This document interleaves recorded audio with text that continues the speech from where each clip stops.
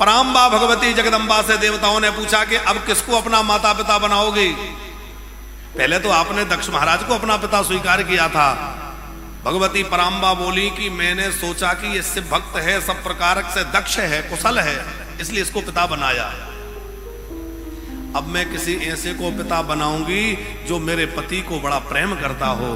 और हिमालय की गोद में कैलाश है और कैलाश पर शिव जी विराजते हैं, तो हिमालय के ऊपर ही कैलाश का शिखर है, उस पर भगवान शंकर विराजते, तो हिमालय को पिता बनाना स्वीकार किया।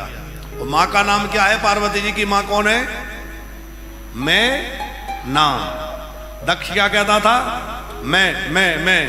और अब जो माता जी मिली है उनका नाम ही है मैं ना, मैं कुछ नहीं। अच्छा, मैना ने मैना कहा तो मोल भयो 10-20, और बकरे ने मैं कियो तो बांध कटायो शीस। तो भैया मैं करने वाले के तो सर काटे जाते हैं, और जो मैना करे उनको बढ़िया पिंजरे में रख के खूब सुनाया जाता है, उनको पाला जाता है। तो मैं करना छोड़ दीजिए। माता पार्वती का जन्म हुआ है हिमालय राज के यहाँ। ये माता पार्वती की जो माता मैना है, ये कौन है? तो बड़ी प्यारी कथा है कि ये पितरों की पुत्रियां हैं। जो पितृगण हैं, पितरों की 3 पुत्रियां हैं, मैना, धन्या और कलावती। एक बार सनकादिक स्वर्ग में पधारे, ये तीनों बैठी थी, उठ के खड़ी नहीं हो पाई, तो सनकादिक को रोष आ गया। सनकादिक ने कहा कि महापुरुषों के आने के बाद भी तुम खड़ी नहीं हो सकती। एक बात ध्यान देना, घर के बड़े आए तो हमें उठ के खड़े होना चाहिए। हमसे बड़े बुजुर्ग आए, पिताजी हों, बड़े भैया हों, गुरुजी हों, कोई भी वरिष्ठ हों, उनके आने पर यदि खड़े नहीं होते तो हमारे पुण्य क्षीण होते हैं। इसलिए घर का कोई बड़ा आए तो उठ के अभिवादन करना चाहिए, कुछ नहीं तो खड़े हो जाओ। तो सनकादिक ने श्राप दिया कि तुम पृथ्वी पर चले जाओ, यहां रहने लायक नहीं हो। तो जो श्राप लगा, तो उसमें जो धन्या नाम की है वो तो जानकी जी की मां बनी। धन्यस्य सीताया सीरध्वजो जनक वंशजा, जीवन मुक्तो महायोगी वैकुंठम च गमिष्यति। मैना महारानी के जन्म की कथा आप लोगों को सुना रहे हैं कि जो धन्या नाम की देवी थी, उनसे कहा कि तुम जो है जनक के वंश में जो सीरध्वज जनक होंगे उनकी पत्नी बनोगी, और तुम्हारे गर्भ से भगवती पराम्बा प्रकट होंगी। अब जानकी जी प्रकट तो भूमि से भई है, पर उनको मां बनने का सौभाग्य प्राप्त हुआ है। कलावती से कहा कि कलावती वृषभानुश्च कौतुकांत कन्या सह, जीवन मुक्ता च गोलोकम गमिष्यति न संशया। कलावती से कहा कि तुम जो है वृषभानु की पत्नी बनोगी, और तुम्हारी पुत्री के रूप में भगवती पराम्बा श्री किशोरी राधा जी पधारेंगी। कि कलावती सुता राधा साक्षात गोलोक वासनी, गुप्त स्नेह निबंधासा कृष्ण पत्नी भविष्यति। राधा जी तो सदा सर्वदा श्री कृष्ण की अर्धांगिनी है कि नहीं? आजकल जो एक बात चल गई है कि राधा जी का श्री कृष्ण से विवाह नहीं हुआ, ये बिल्कुल बिना मतलब की बात है। क्योंकि राधा और कृष्ण तो नित्य गोलोक में नित्य दंपति के रूप में विराजते हैं। यहां से महापुराण का श्लोक है, गुप्त स्नेह निबंधा सा कृष्ण पत्नी भविष्यति। वो कृष्ण की पत्नी राधा सदा सर्वदा से हैं। हाँ, लीला में आए, यहाँ ब्याह प्रत्यक्ष रूप में नहीं हुआ। वैसे तो भांडीर वन में विवाह ब्रह्मा जी ने कराया ही है। मान लीजिए नहीं भी हुआ तो भी कोई फर्क नहीं, क्योंकि वो तो अनादि दंपत्ति हैं, सदा सर्वदा गोलोक में निवास करने वाले पति पत्नी ही हैं। राधा और कृष्ण तो दिव्य दंपत्ति सदा से हैं। तो कलावती को वरदान दिया कि तुम्हारी बेटी राधा बनेगी। और तीसरी जो थी, उनसे कहा कि तुम हिमालय राज की पत्नी बनोगी, और तुम्हारे गर्भ से पराम्बा भगवती जगदम्बा पार्वती रूप में प्रकट होगी।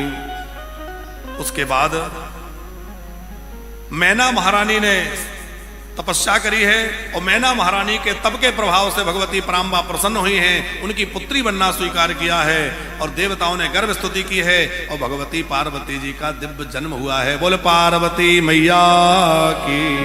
अब थोड़ा जल्दी जल्दी पार्वती जी को बड़ा करेंगे, क्योंकि आज ब्याह करना है और बारात की तैयारी है, और भूत प्रेतों की बारात है, क्या उपद्रव मचा दें। है, तो थोड़ा जल्दी जल्दी करना पड़ेगा।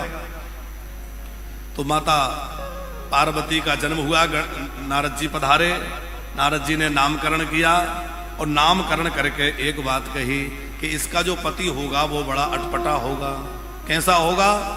वो इसका जो पति होगा वो योगी होगा, जटिल होगा, नग्न रहने वाला होगा, जोगी जटिल अकाम मन नगन अमंगल भेष, अस स्वामी अस कहीं मिले यही परी हस्त अस रेख। तो जब ये सब बातें कहीं तो थोड़ा हिमालय राज डर गए। फिर कहा कि कोई बात नहीं है, ये सारे गुण भगवान शंकर में हैं, यदि तुम्हारी बेटी तप करे तो भगवान शंकर स्वीकार करेंगे। माता पार्वती छोटी कन्या के रूप में अभी हैं, तपस्या करने के लिए हिमालय पर्वत पर चली गई, कठोर तपस्या कर रही हैं। अब देखो, एक तरफ तो पार्वती जी की कठोर तपस्या चल रही है और दूसरी ओर भगवान शंकर कैलाश पर विराजमान हैं। बड़ी हलचल है भाई। जय हो, जय हो। तो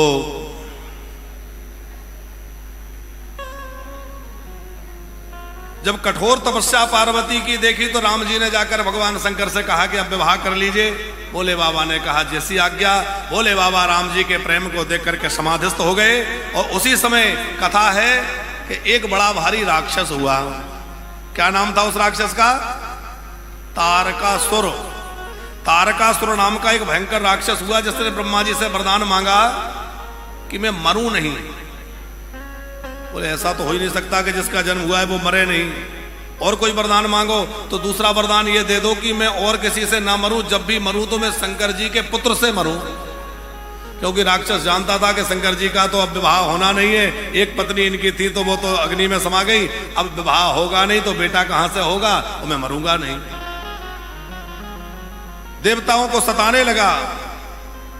अच्छा, ये राक्षसों की ये बड़ी गड़बड़ है कि देवताओं से वरदान लेते और उन्हीं को परेशान करते हैं। भस्मासुर शंकर जी से वरदान लिया और बोले थोड़ा वरदान का तुम्हारे ऊपर ही प्रयोग करके देख ले। बोले बाबा भागे भैया, छोड़ मेरा पीछा। ठाकुर जी ने आगे बचाया। तो राक्षस देवताओं से ही वरदान लेते और देवताओं को ही परेशान करते हैं। देवताओं को परेशान करने लगे रसोर। जय हो, जय हो। बोले श्री सद्गुरुदेव भगवान की।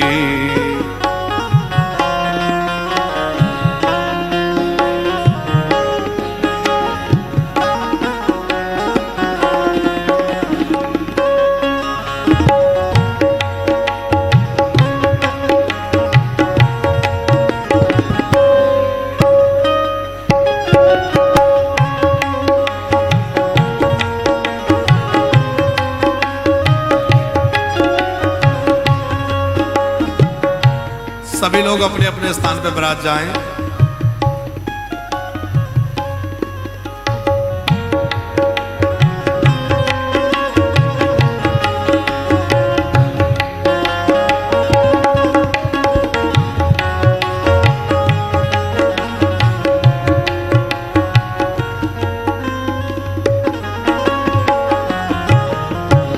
बोलिए श्री सद्गुरुदेव भगवान की।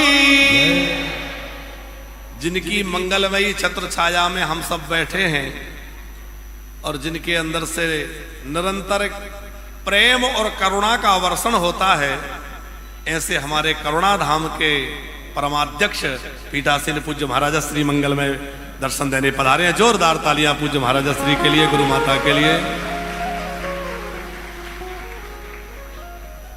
तो हम आपसे निवेदन कर रहे थे कि भोले बाबा समाधि में बैठे हुए हैं। तारकासुर ने क्या वरदान मांगा है कि मैं मरूं तो शिवजी के पुत्र के द्वारा मरूं। अब शिवजी समाधि में है, शिवजी का विवाह नहीं हो, शिवजी के शुक्र से पुत्र कैसे हो। देवता परेशान हैं। देवताओं ने कामदेव को भेजा। कामदेव जानते हैं कि भोले बाबा के सामने जाकर मेरी कुशल नहीं है, पर परोपकार की भावना लेकर, क्योंकि पर हित बस जिनके मन माही तिनका जग दुर्लभ कछु नाही।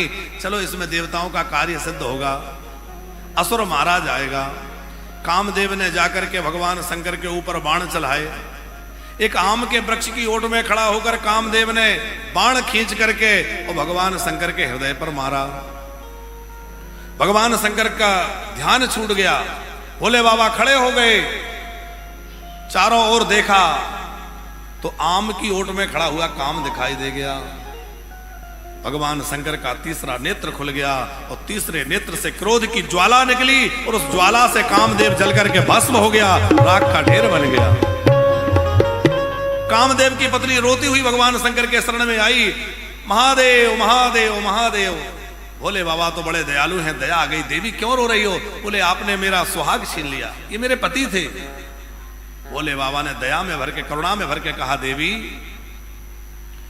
तुम्हारे पति आज से बिना शरीर के ही सब में व्याप्त रहेंगे, और जब श्री कृष्ण का अवतार होगा तो कृष्ण के पुत्र के रूप में तुम्हारा पति तुम्हें फिर से मिलेगा, परेशान मत हो। रति को भगवान शंकर का वरदान मिला, रति महारानी चली गई। देवता अभी तक छुपे हुए थे, अब निकले और निकल के देवताओं ने प्रणाम किया। अब देवताओं ने प्रणाम किया तो ब्रह्मा जी ने इंद्र की ओर इशारा किया, बोले बोलो किस लिए आए हो, बोलो। इंद्र बोले डर लग रहा है कहीं जला ना डालें। ब्रह्मा जी बोले तुम्हारा नाम अमर है। देवता अमर है कि नहीं? बोले तुम अमर हो, मरोगे कैसे? बोले अमर तो ये भी था पर ये भी तो जला दिया, कि हमें ना जला दे हम कुछ नहीं कहेंगे। तो ब्रह्मा जी ने कहा, पर बड़ी युक्ति पूर्वक कहा, क्या बाबा ये सब देवताओं के मन में बड़ी इच्छा है कि बड़े दिनों से किसी की बारात में नहीं गए, कोई विवाह उत्सव नहीं देखा, तो आप यदि विवाह कर लेंगे तो सब देवताओं को बड़ा आनंद होगा, सब लोग उत्सव में आनंद लेंगे। बोले बाबा ने कहा यदि सबकी इच्छा है और सबका है तो होता है तो हम विवाह करेंगे। देवता प्रसन्न हो गए, पर प्रसन्नता के साथ एक आश्चर्य भी था गुरुजी, कि जब विवाह करना ही था तो कामदेव को क्यों जला दिया, और जब कामदेव को जलाया तो विवाह की स्वीकृति कैसे? भोले बाबा समझ गए कि काना फूसी क्या चल रही है।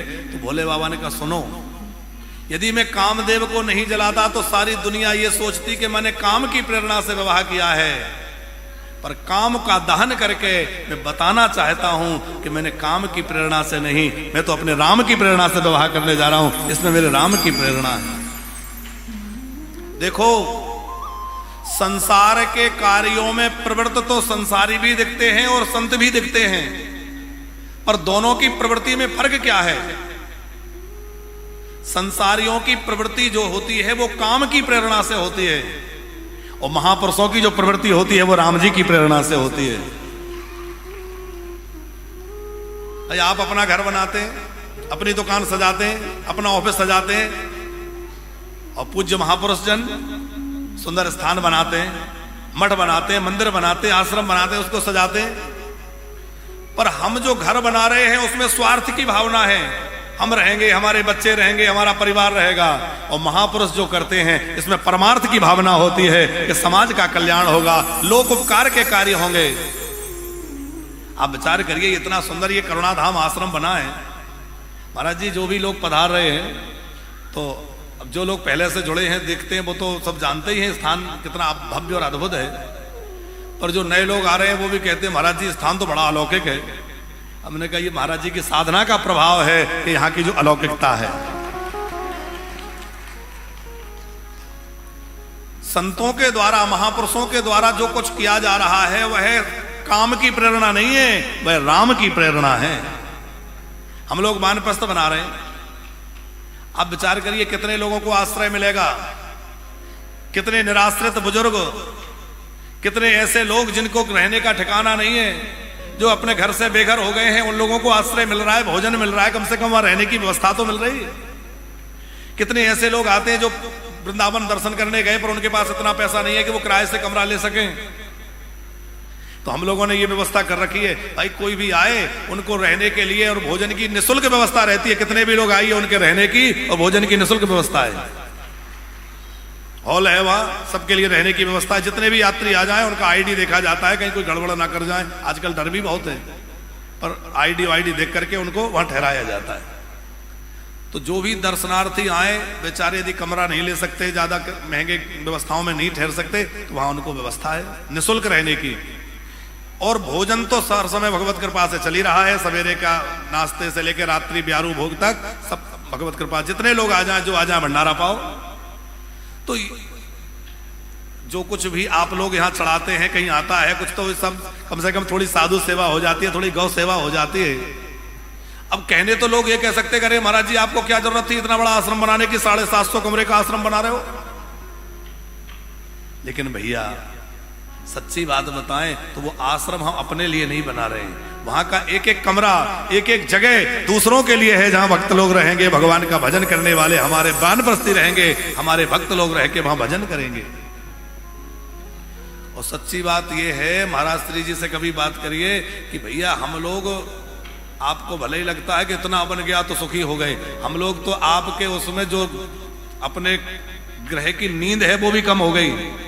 तो महाराज श्री जी अपनी सुख की नींद सो भी नहीं पाते, क्योंकि इतना सब देखना है, सब लेके चलना है। आप लोग 4-10 लोगों का परिवार लेके चलते हैं, और महाराज जी से पूछिए जहां हजारों लोगों का परिवार लेके चल रहे हैं तो कितना कार्य है, सबकी जिम्मेवारी है। जय हो। खूब आचार्य गणों की कृपा हो रही है। हमारे भोपाल के बड़े सुप्रसिद्ध श्रीमद् भागवत के व्याख्याता और बड़े अच्छे वैदिक, जिनका नाम में ही वैदिक शब्द जुड़ा हुआ है, ऐसे आचार्य रामकिशोर वैदिक जी और आचार्य वृंद साथ में पधारे हैं। बहुत बहुत स्वागत है। बोले भक्त वत्सल भगवान की जय। भोले बाबा ने विवाह की स्वीकृति दे दी, और जैसे ही भगवान शंकर ने विवाह की स्वीकृति दे दी, सब देवता अपने अपने स्थान पर चले गए। तिथि निश्चित हो गई, अमुक तिथि को विवाह होगा, अमुक तारीख को, इतनी तिथि को सब लोगों को यहां आना है विवाह के लिए। सब देवता चले गए। अब तिथि नजदीक आ गई। करुणा निधान करुणा करुणा कर करुणा निधान करुणा करुणा कर करुणा निधान करुणा कृपा निधान कृपा कृपा कर कृपा निधान कृपा कृपा कर करुणा निधान करुणा करुणा कर करुणा निधान करुणा करुणा कर। तो सब देव, देखो विवाह की तिथि आ गई और सब देवता जो है अपने अपने तैयारियों में लगे हैं, अपने अपने विमानों को सजाने में लगे हैं, अपने सजने में लगे हैं, पर दुल्हा को सजाने की चिंता किसी को नहीं है। आप रामचरितमानस पढ़ते होंगे तो आपने पढ़ा होगा, लगे सवारन सकल सुर वाहन विविध विमान। अच्छा, आपने दुनिया का ऐसे विवाह भी कहीं नहीं देखा होगा कि दूल्हे के घर गीत ना गा करके और दूसरी जगह गीत हो रहे हों। भाई दुल्हा के दुल्हन के घर गीत होते हैं, पर कर ही अप्सरा गान, अप्सराएं अपने अपने स्थानों पर गीत गा रही हैं। गणों ने भोले बाबा से पूछा, बाबा वो विवाह की तिथि कौन सी थी? लगता है वो यही तिथि थी, नजदीक आ गई। भोले बाबा ने कहा कोई बात नहीं, सब देवता आ जाएंगे तो हम भी साथ चल देंगे। पर बाबा कुछ तैयारी, हमने सुना है दुल्हा को बड़ा सजाया जाता है। तो कोई बात नहीं है, सज ले। नहीं नहीं बाबा, कुछ तो तैयारी होना चाहिए। भोले बाबा ने कहा क्या करोगे? अब देवताओं ने तो अपनी अपनी तैयारी कर रहे हैं, शिव जी को सजाने कोई आया नहीं। गणों ने विचार किया क्या किया जाए, हम लोग ही बाबा को सजाएं।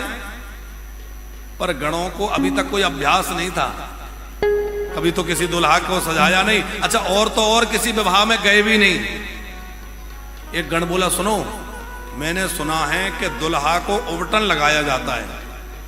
एक गण बोला, ये उबटन क्या होता है? अरे बोले शरीर पे लेपा जाता है। पर वो होता क्या है? बोले ये पता नहीं, बस हमने ये देखा है दूर से कि कुछ दूल्हे के शरीर पे लगाते हैं। एक गण बोला, रुको रुको मैं व्यवस्था करता हूं। दौड़ के गया किसी शमशान में, अभी अभी कोई चिता जल करके भस्म हुई थी, गर्मा गर्म भस्म लेके आ गया। बोले ये लेप लगाओ। अब देखो भोले बाबा का शरीर कैसा है, गौर वर्ण है, कर्पूर गौरम। और कपूर जैसे गौर वर्ण पर बड़ी सुंदर भस्म जब लगा दी तो भोले बाबा और चमकने लग गए। अब आप जरा कल्पना करिए, पूरा शरीर कपूर जैसा चमक रहा है और पूरा कंठ जो है नीला, नील कंठ, अद्भुत शोभा हो रही है। चिताभस्म। एक बोला सुनो, दुल्हा के मस्तक पर मुकुट होना चाहिए। अच्छा, जब कामदेव को जलाने के लिए भगवान शंकर ने थोड़ा रोष किया तो वो बाल बाल बिखर गए थे। तो गणों ने क्या किया, आचार्य जी, सब बालों को इकट्ठा किया और इकट्ठा करके बढ़िया बनाया। तो बोले अरे मुकुट बन गया, मुकुट बन गया। जटाओं का मुकुट बना दिया। गोस्वामी जी कहते हैं, शिव ही शंभो गण करहि श्रृंगारा, शिव ही शंभो गण करहि श्रृंगारा, जटा मुकुट अहि मोर सवारा, जटा मुकुट अहि मोर सवारा, जटा मुकुट अहि मोर सवारा, जटा मुकुट अहि मोर सवारा, जटा मुकुट अहि मोर सवारा, जटा मुकुट अहि मोर सवारा, शिव ही शंभो गण करहि श्रृंगारा, शिव ही शंभो गण करहि श्रृंगारा। जटाओं का मुकुट बना दिया।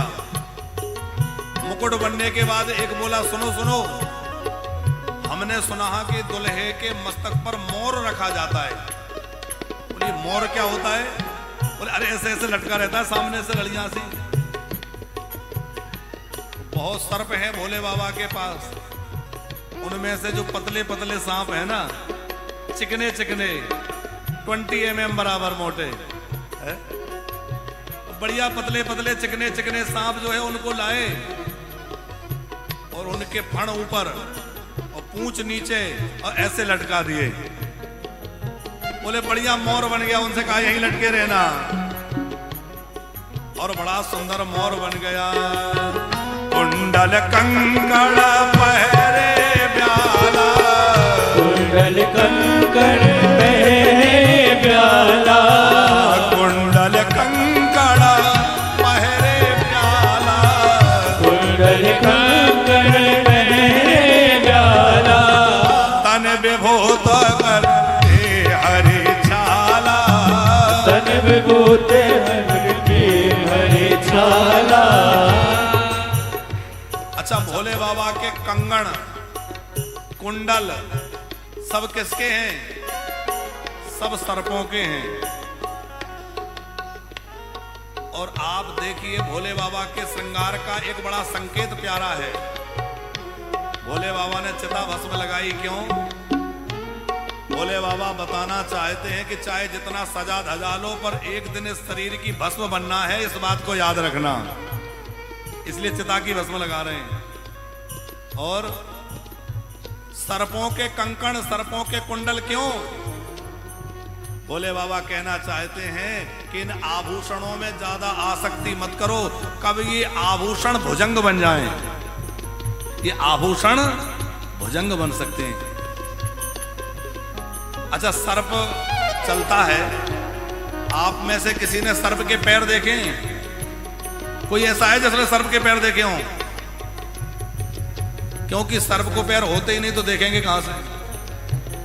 पर बिना पैर के भी चलता है कि नहीं? ऐसे ये संपत्ति है, इस संपत्ति को पैर तो नहीं होते, पर एक जगह नहीं ठहरती, ये भी चलती रहती है। तो ये ध्यान रहे कि आज हमारी है, कल किसी और की हो जाएगी, इसलिए इसमें आसक्ति मत करिए। भोले बाबा निरासक्ति का पाठ दे रहे हैं, सुंदर शिक्षा दे रहे हैं।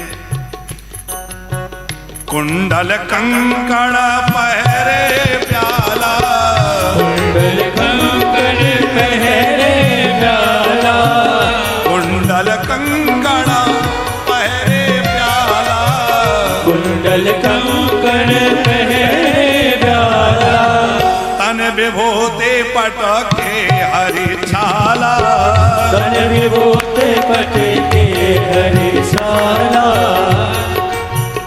अब मुकुट बन गया, मोर बन गया, कुंडल और कंकण हो गए। एक गण बोला बाबा कुछ पहन लेते, कपड़ा उपड़ा। बोले बाबा ने कहा रे क्या करना है, बढ़िया तो है। नहीं नहीं बाबा, घर में तो जैसे रहते हो ठीक है, पर दूसरे के नगर में जाना है, थोड़ा कुछ लपेट लीजिए। बोले बाबा ने कहा क्या लपेटें? बोले जिस बाघांबर पर बैठते हो, ये बाघांबर उठा के यही कमर पे लपेट देते हैं। तो जिस बाघांबर पर भोले बाबा बैठते हैं उसी को उठाया एक गण ने, भोले बाबा के कमर में लपेटी, पर वो गठान नहीं लग रही क्योंकि थोड़ी मोटी थी। तो एक सर्प को कहा कि तुम यहाँ लपटा जाओ, और सर्प से ही बांध दिया। और एक संत हंसा रहे थे। अब चूंकि भोले बाबा का विवाह का प्रसंग है तो हास्य का ही प्रसंग है कि जब मैना महारानी ने दर्शन किया तो भोले बाबा नग्न थे, और यहाँ स्पष्ट लिखा है तन विभूत पट की हरि छाला। तो यहाँ बाघांबर पहन के गए, वहां जाते जाते नग्न कैसे हो गए? तो बोले बात ये हुई जी कि जिस सर्प के द्वारा वो बाघांबर बांधा गया था, सर्प से बाघांबर बंधा था, और बारात चलती है तो नागिन डांस तो होता ही है? अब बढ़िया सब झूम रहे थे, सब नाच रहे थे, और वो नाग भी, वो बेचारा सर्प, उसका भी तो मन हुआ होगा। एक संत हंसा रहे थे, बोले वो नाचने के लिए चला गया। अब वो नाचने गया बाघांबर,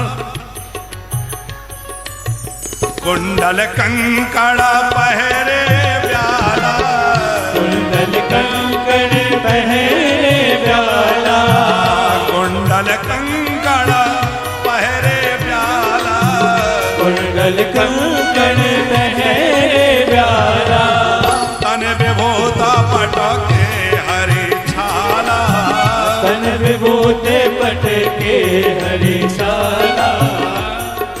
सारा श्रृंगार विचित्र है, पर सुंदर चीजें यदि कोई है तो दो चीजें बड़ी सुंदर हैं। क्या? एक तो शशि ललाट, चंद्रमा बड़े सुंदर हैं। कोई सुंदर हो तो उसको किसकी उपमा देते हैं? अरे भैया उसका तो चंदा जैसा मुखड़ा। तो चंद्रमा बड़े सुंदर हैं। भगवान शंकर के मस्तक पर चंद्रमा सुशोभित हो रहे हैं। शशि ललाट सुंदर सिर गंगा, शशि ललाट सुंदर सिर गंगा, शशि ललाट सुंदर सिर गंगा, शशि ललाट सुंदर सिर गंगा, नयन तीन उपवीत भुजंगा, नयन तीन भुजंगा, नयन तीन उपवीत भुजंगा, नयन तीन उपवीत भुजंगा। अच्छा, शब्दों के अर्थ भी बड़े सोच समझ के निकाले जाते हैं। सर्प को ही ब्याल भी बोलते हैं, अही भी बोलते हैं, और भुजंग भी बोलते हैं। लेकिन गोस्वामी जी ने मानस की रचना में कितनी सावधानी बरती है। बोले ब्याल माने होता है छोटे छोटे सर्प, तो कंकन आदि जो बनाए वो छोटे छोटे सर्पों के बनाए, इसलिए वहां ब्याल शब्द का प्रयोग हुआ है। अही माने थोड़े बड़े सर्प, तो जहां थोड़े बड़े सर्पों की चर्चा वहां अही। अब जनेऊ की बात आई, जनेऊ में तो बड़े बड़े सर्प चाहिए, तो वहां लिखा है उपवीत भुजंगा। भुजंग माने बहुत बड़े बड़े, तो बोले बड़े बड़े नाग जो थे उनका उपवीत यज्ञोपवीत पहना दिया। और हाथ में क्या है? कर त्रिशूले आरूढ़ मेरो विराजा, कर त्रिशूले आरूढ़ मेरो विराजा, कर त्रिशूले आरूढ़ मेरो विराजा, कर त्रिशूले आरूढ़ मेरो विराजा, चले बसहो चढ़े बाजही बाजा, चले बसहो बाजही छाला। अच्छा, हाथ में त्रिशूल है, और त्रिशूल का मतलब क्या है? तीन शूल हैं, काम, क्रोध और लोभ, तीनों को जो अपने बस में कर ले, अथवा सत्वगुण, रजोगुण, तमोगुण, तीनों प्रकृति के गुणों को जो अपनी मुट्ठी में धारण करने वाला है, वो भगवान शंकर है। इसलिए त्रिशूल हाथ में है। हम हैं संसार के हाथों में, संसार तुम्हारे। भोले बाबा तो सबको अपने हाथ में धारण करते हैं। अब सज धज के तैयार हो गए तो गणों ने कहा बाबा बढ़िया रथ बुलवाया जाए। भोले बाबा बोले ना ना ना, रथ नहीं, तो हमारे वो नंदी जी अच्छे हैं। गणों ने कहा बाबा बारात में तो बढ़िया रथ होना चाहिए, घोड़ा हाथी होना चाहिए। भोले बाबा बोले सुनो, बात ऐसी है,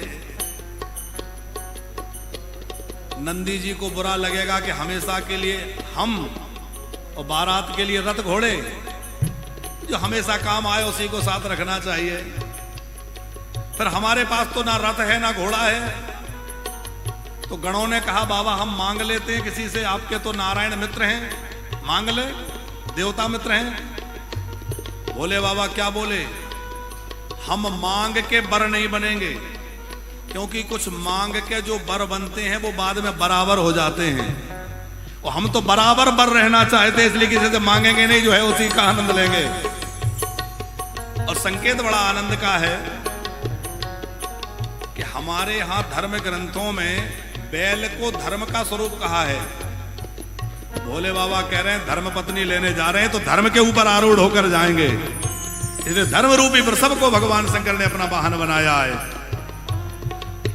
चले बसहो चढ़े बाजही बाजा, चले बसहो चढ़े बाजही बाजा, देख से वही सोरोत्रिय मुस्काई, देख से वही सुनती मुस्काई, देख से वही सोरोत्रिय मुस्काई, देख से वही सुनती मुस्काई, पर लायक दुल्हन जगनाही, पर लायक दुल्हन जगनाही। अब दुल्हा सज धज के तैयार, एकदम क्रीम पाउडर सब लग गया। कौन सा क्रीम पाउडर लगा है? चिताभस्म। और सज धज के भोले बाबा जैसे ही नंदी पे सवार होकर निकले, उधर देवताओं का समाज, देवांगनाएं देख देख के व्यंग करने लगी, अरे भैया इस दुल्हा को दुल्हन कहां मिलेगी, इसके जैसी दुल्हन जगत में होगी। अच्छा, भगवान विष्णु ने देखा तो बहुत हंसी आई, और क्या बोले, भैया देखो ऐसा है, सब लोग अपनी अपनी समाज के साथ चलो। अब वो ये तो नहीं कह रहे कि दुल्हा के अनुरूप बारात के अनुरूप दूल्हा नहीं है, क्योंकि देवताओं की बारात बड़ी सुंदर है। तो भगवान विष्णु ने ये नहीं कहा कि दुल्हा के बारात के अनुरूप दुल्हा नहीं है। क्या कह रहे हैं? बोले दूल्हे के जैसी बारात नहीं है। भोले बाबा ने कहा चिंता मत करो, आपकी बात खराब नहीं जाएगी, अब हम अपने ढंग की बारात तैयार करेंगे। अच्छा, क्या हुआ कि सब देवता अपने अपने समाज को लेके आगे निकल गए। नंदी जी ने कहा बाबा हम लोग पीछे रह गए, सब निकल गए, कहो तो अभी इतनी जोर से दौड़ू कि सबसे आगे पहुंच जाऊं। भोले बाबा बोले ना रुको, हम अपनी समाज बुलाते हैं। कहां है हमारी समाज? तो भृंगी नाम के एक गण को कहा आओ, दुनिया भर में जितने भी शमशान हैं, वहां रहने वाले जितने भी भूत प्रेत हैं, जाओ सबको बुला करके लाओ। और भृंगी ने ऐसा मंत्र पढ़ा, सारे जगत भर में जितने भूत प्रेत हैं सब हर हर महादेव करते हुए चले आए। हर हर महादेव, हर महादेव। अच्छा, भूत भी बड़े अटपटे। तो आज के हिसाब से सोचें तो पूरी दुनिया के भूत होंगे तो कनाडा के, अफ्रीका के, अमेरिका के, लंदन के, सब जगह के होंगे। है अफ्रीका वाले एकदम काले काले, इंग्लैंड वाले गोरे गोरे, सब होंगे कि नहीं? और गोस्वामी जी ने जो वर्णन किया है वो अलग ढंग का। कैसे भूत हैं? ओ मुखहीन विपुल मुख का हो, ओ मुखहीन विपुल मुख का हो, ओ मुखहीन विपुल मुख का हो, ओ मुखहीन विपुल मुख का हो, बिनु पद कर कहो बहु पद बाहो, बिनु पद चले को बहु पद बाहो। ऐसे भूत प्रेत है कि किसी को एक भी मुंह नहीं है, धड़ ही धड़।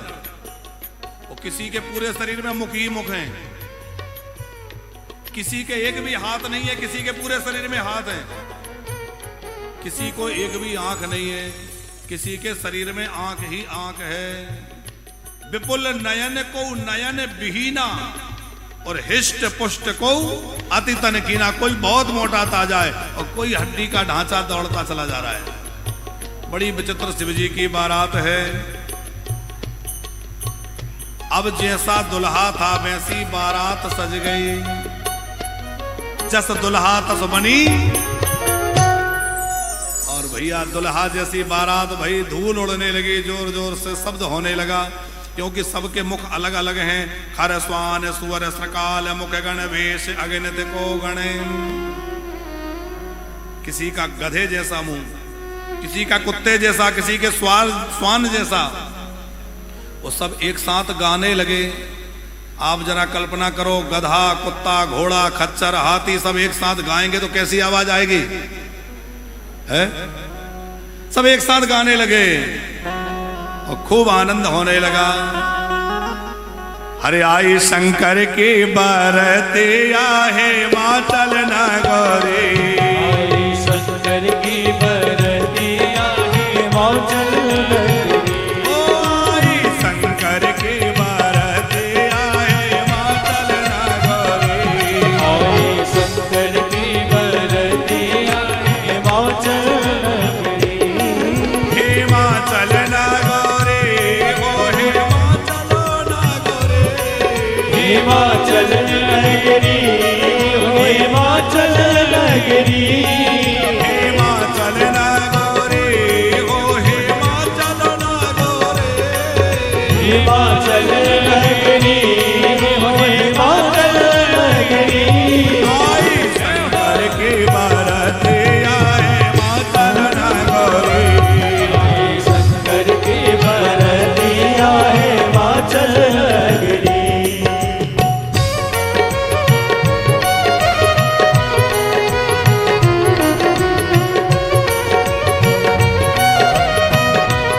शंकर भगवान की जय हो।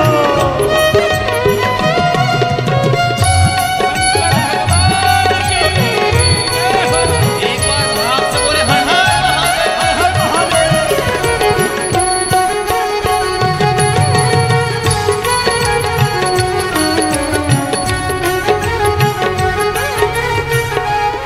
अच्छा देखो, शिव जी के विवाह का प्रसंग है। जो नहीं नाचेगा उसमें शंकर जी के गण उसके घर में घुस जाएंगे। जो नहीं नाचेगा भोले बाबा के गण उसके जो बाराती है घर में ही पहुंच जाएंगे। इसलिए जरा झूमते हुए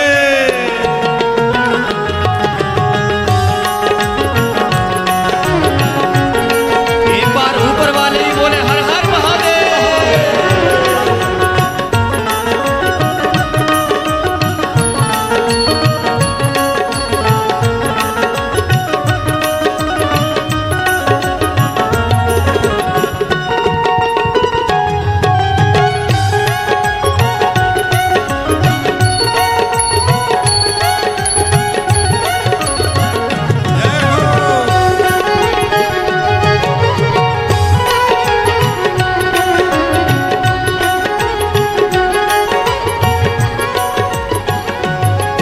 हरिपुरवासी सब देखन आए कैसे सजे बराती।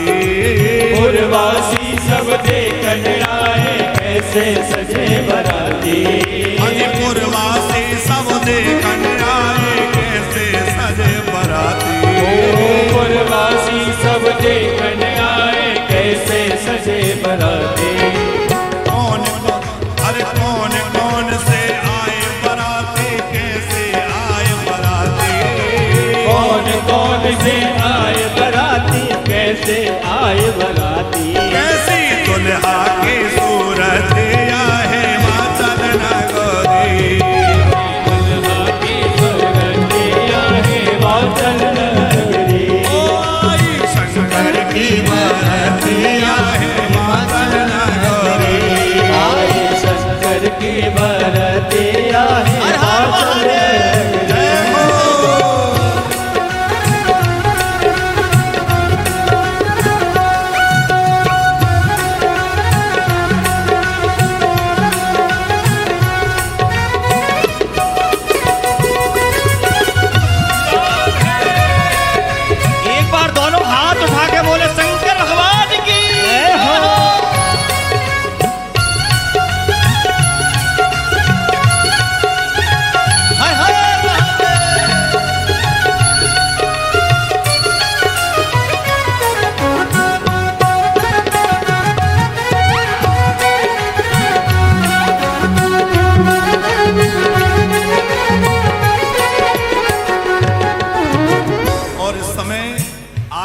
चैनल के माध्यम से जो लोग विवाह का आनंद ले रहे हैं, अब 7 बजने वाला है, तो 7 बजे के बाद आप जो है छोटी टीवी पे आ जाइए, और 7 बजे के बाद का आनंद, जो कि बड़ा दिव्य विवाह का उत्सव चल रहा है, सब भूत प्रेत नाच रहे हैं, तो आप हमारे YouTube चैनल पर आकर के आगे का आनंद लीजिए। भूत प्रेत बेताल योगिनी नाच रहे हैं छम छमा। भूत प्रेत बेताल योगिनी नाच रहे हैं छम छम। अरे भूत प्रेत बेताल योगिनी नाच रहे हैं छम छमा। भूत प्रेत बेताल योगिनी नाच रहे हैं छम छम। और देव विमानों पर बैठे हैं, देव विमानों पर बैठे हैं, बोल रहे हैं बम बम बम। देव विमानों पर बैठे हैं, बोल रहे हैं बम बम। ऊंची नीची है डागरिया मातल नगरी। बोली शंकर की बरतिया है माचल नगरी। ओहे माचल नगरी रे, हे माचल नगरी। हिमाचल नगरी हिमाचल नगरी। आई शंकर की बरतिया है माचल नगरी। आई शंकर की बरतिया हिमाचल नगरी।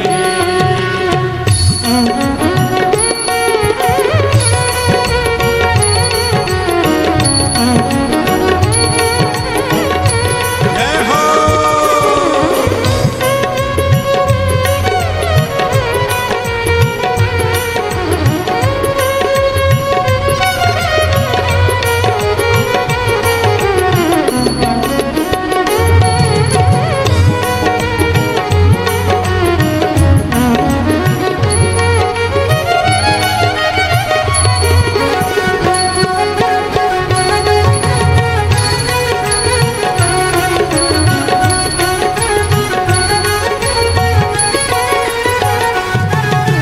नैना रानी सजा आरती दर्शन करने आई। मैना रानी सजा आरती दर्शन करने आई। अज मैना रानी सजा आरती दर्शन करने आई। मैना रानी सजा आरती दर्शन करने आई। शिव भोले का रूप देख कर, अज शिव भोले का रूप देख कर मन ही मन घबराए। शिव भोले का रूप देख कर मन ही मन घबराए। कैसे बीतेगी ओ मरे आए माचल नगरी। जिंदगी मरिया है माचल नगरी। ओ आए शंकर की बरती आए माचल नगरी। आई शंकर की बरतिया है माचल नगरी।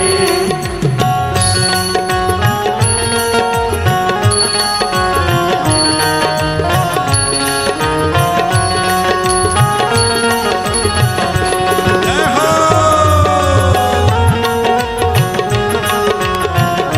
एक बार बोले हर हर महादेव।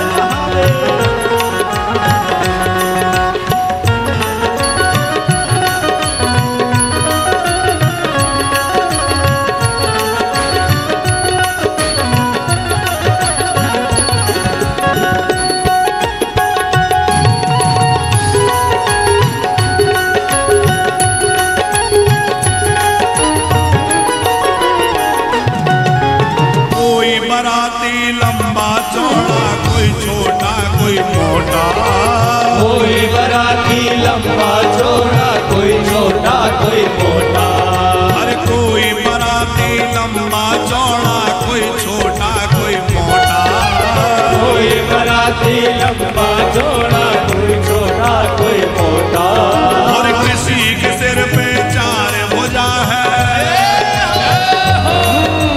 किसी के सिर पे 4 भुजा है, पेट जैसे लोटा।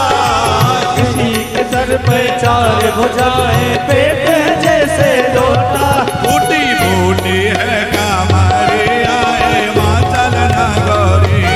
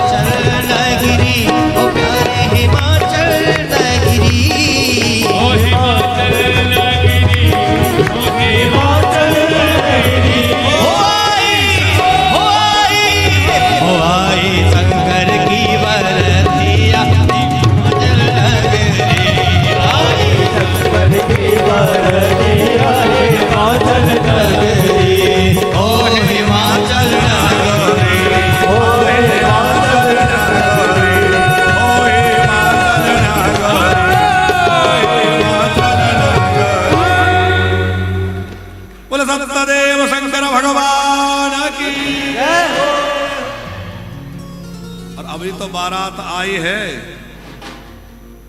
अभी तो विवाह की बहुत सारी चर्चा बाकी है, और आप लोगों का उत्साह देख के लग रहा है कि अब बाकी चर्चा तो कल ही हो पाएगी। अभी बढ़िया जयमाल का दर्शन करें। भगवान गौरी शंकर हमारे मध्य विराजमान हैं, सुंदर दर्शन हो रहा है, तो गौरी शंकर भगवान के जयमाल का दर्शन करें। बाकी विवाह की चर्चा हम लोग कल करेंगे। अभी थोड़ा उत्सव का आनंद लेंगे, आप लोग जाइएगा नहीं, खूब उत्सव का आनंद लेंगे। हमारे आचार्य श्री पधारे, उनका भी आशीर्वाद लेंगे। ओम स्वस्ति न इंद्रो वृधस्रवा स्वस्ति नः पूषा विश्ववेदाः स्वस्ति नस्तार्क्ष्यो अरिष्टनेमिः स्वस्ति नो बृहस्पतिर्दधातु। ओम मंगलम भगवान शंभुर्मंगलम भगवद्ध्वजा मंगलम पार्वतीनाथ मंगलायस्तनोहरः। बोले गौरी शंकर भगवान की। हमारे मुख्य यजमान पूज बाबूजी माताजी आ जाएं और गुप्ता परिवार आकर के शिव जी का पूजन करेंगे, गौरा जी की चरण पूजा करेंगे। आप लोग जरा झूमते हुए भगवान शंकर के विवाह का आनंद लीजिए। बोले गौरी शंकर भगवान की।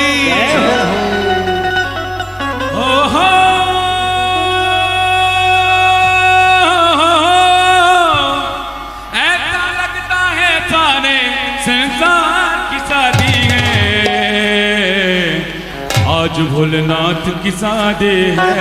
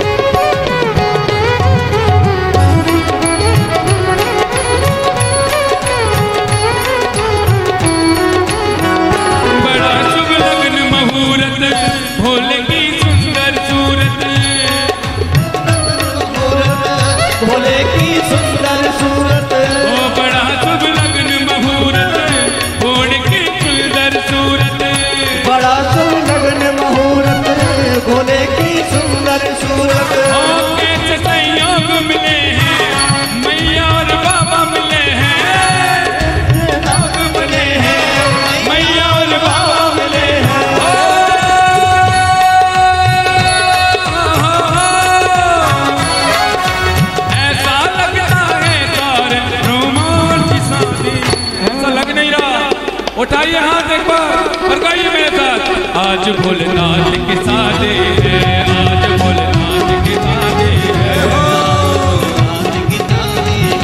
आज भोलेनाथ की शादी है, ओ नाथ की शादी है, आज शंभुनाथ की शादी है, ओ नाथ की शादी है, आज शंभुनाथ की शादी है, आज भोलेनाथ की शादी है, आज भोलेनाथ की शादी है, आज भोलेनाथ की शादी है। ओ ऐसा लगता है सारे ब्रह्मांड की शादी है, आज भोलेनाथ की शादी है, आज भोलेनाथ की शादी है। ओ आज भोलेनाथ की शादी है, आज भोलेनाथ की शादी है। बोले गौरी शंकर भगवान की।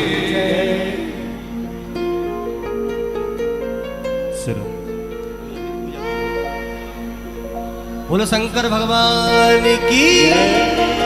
और ऊपर वाले भी दोनों हाथ उठा के एक बार उच्च स्वर में बोले हर हर महादेव।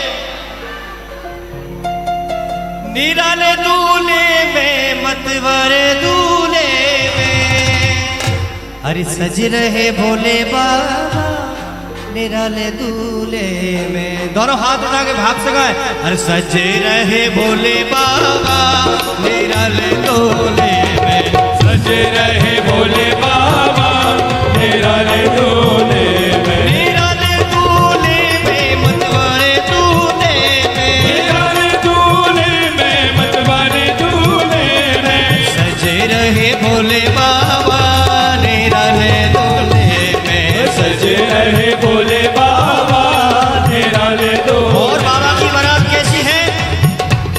अरे देखो भोले बाबा की अजब है बारात, देखो भोले बाबा की अजब है बारात, अरे देखो भोले बाबा की अजब है बारात, देखो भोले बाबा की अजब है बारात। वो चले हैं संग लेकर के भूतों की बारात, चले हैं संग लेकर के भूतों की बारात। अरे सजे रहे भोले बाबा निराले दूल्हे में, सजे रहे भोले बाबा निराले एक बार बोले हर हर महादेव। हर हर महादेव।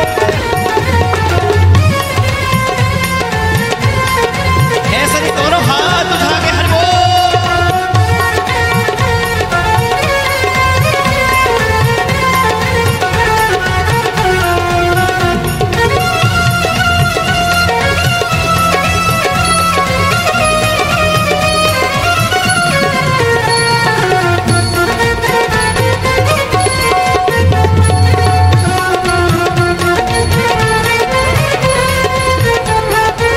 और अरे भेष ने डाला पिए भंग का प्याला, सर जटा चढ़ाए तन भस्मी लगाए, ओढ़े मृगशाला गले नागी की माला, है शीश पे गंगा मस्तक पर चंदा, तेरा डमरू साजे त्रिशूल बुला दे, भूतों की लेके टोली चले हैं ससुराल, भूतों की लेके टोली चले हैं ससुराल, शिव भोले जी दिगंबर हो बैल पे सवार, शिव भोले जी दिगंबर हो बैल पे सवार। अरे सज रहे भोले बाबा